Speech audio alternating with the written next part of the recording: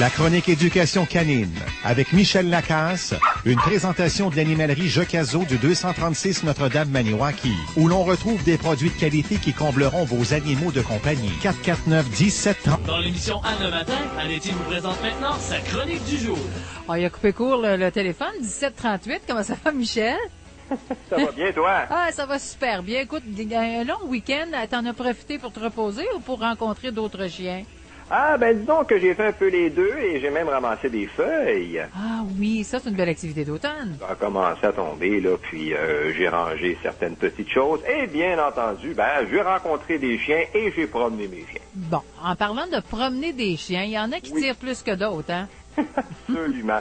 Et c'est ce dont on va parler aujourd'hui. Un problème qui est fréquent et qui exaspère beaucoup de propriétaires, surtout ceux qui ont de gros chiens. Et moi, je trouve ça malheureux parce que tu sais comme moi qu'une promenade, c'est une belle occasion de renforcer le lien qu'on a avec notre animal et que la promenade se doit d'être relaxante et apaisante et pour le maître et pour le chien. Et parfois, c'est tout le contraire qui se produit. On vient à la maison, on est frustré, Pitou a tiré tout le long, il s'est peut-être fait ramener au pied de force, là, et résultat, bref, on n'a pas eu d'agrément. Ce qui est formidable, Anne, c'est que depuis quelques années, il y a sur le marché des produits, des outils d'entraînement qui nous permettent de mieux contrôler le chien lors des promenades et qui sont vraiment sans douleur pour lui. Et parmi ces outils-là, on a vu, il y a le fameux Licou, le Gentle Leader, le Alti notamment, là, qui sont presque miraculeux. C'est un petit peu le même principe que pour les chevaux. Okay. C'est quoi les coups, ça, Michel? Ça, c'est une espèce de courroie qui se place autour du museau et qui vient s'attacher au niveau de la nuque ou en dessous de la mâchoire et qui provoque une petite pression sur le nez, ou si tu préfères, là, une gêne au niveau de la tête, mais seulement lorsque le chien tire. Et à ce moment-là, sa tête est déviée légèrement vers nous, ce qui vient enlever cette pression-là. Grosso modo, expliqué à la radio, c'est ça le Licou.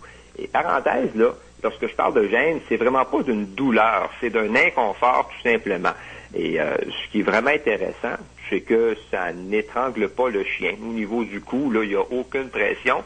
Et si on veut prendre une pause, l'animal peut manger, boire, faire tout ce qu'il désire avec ce Licou-là. C'est pas une muselière. Donc, c'est vraiment un outil à considérer fortement pour entraîner une marche au pied avec commandement.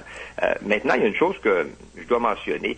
Lorsqu'on décide de travailler avec ça, il est essentiel de bien faire les choses pour pas avoir de problème. Ça veut dire qu'on doit prendre le temps de désensibiliser le chien, lui mettre tranquillement son Licou, lui enlever, marcher avec lui dans la maison, un petit peu plus tard dans un coin de la cour où il y aurait un peu plus de distraction pour en venir qu'à marcher dans la rue. Et on ne donne évidemment jamais de coups sur la laisse. C'est la règle numéro 1. En fait, là, ce qu'on veut en tout temps, c'est une laisse qui n'est pas tendue. Ce que j'observe, moi, c'est qu'il y a certains chiens en début d'entraînement qui vont essayer d'enlever leur Licou. C'est souvent le cas. Je te dirais, Anne, que ça se replace généralement. Les chiens font ça parce qu'ils ont l'impression d'avoir comme une mouche ou quelque chose sur le museau qui les dérange. Faut pas s'en faire. OK? Parce qu'en peu de temps, ils finissent par s'habituer à ça. Autre petite chose, il y a aussi certains chiens qui vont carrément refuser de marcher les premières fois. Si jamais ça se produit, on évite de tirer sur la laisse. Ça sert à rien. Il faut plutôt motiver l'animal à suivre avec, je sais pas, une gâterie ou un jouet. C'est de l'entraînement, finalement, et ça revient un peu à ce que je disais tout à l'heure. Faut pas brusquer les choses pour que promenade devienne synonyme de cauchemar. On veut éviter ça à tout prix. Et puis, en terminant, pour ceux qui possèdent un chien à très petit museau, les POG et compagnie, moi, je conseille davantage le harnais d'entraînement avec une boucle frontale à martingale, donc qui s'attache vraiment là en avant du chien et non sur le dos du chien. Ces harnais-là font aussi un très, très bon travail en ce sens qu'ils redirigent tout mouvement en avant, donc vers le maître. C'est un peu le même phénomène que le Licou, et moi, j'aime bien ce type d'harnais-là également. Et bien entendu, dans les deux cas, on entraîne le commandement au pied, parce qu'apprendre quelque chose à notre fidèle compagnon, c'est de le rendre toujours plus intelligent. Parfait. Hey, merci beaucoup, Michel. Je te souhaite une belle semaine. Bonne semaine à toi. Merci, bye-bye. Bye-bye.